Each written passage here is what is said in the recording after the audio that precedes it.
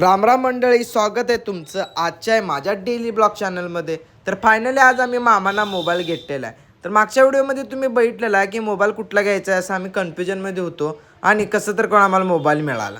त्यानंतर हे चॅलेंज आम्ही साईला करायला सांगितलेलं आणि साईला त्याच्या मनाच्या विरुद्धच काहीतरी मिळालं. बघा हे काय मिळालं तुम्हीच बघू शकताय. खायचंच मागतोय सारखं.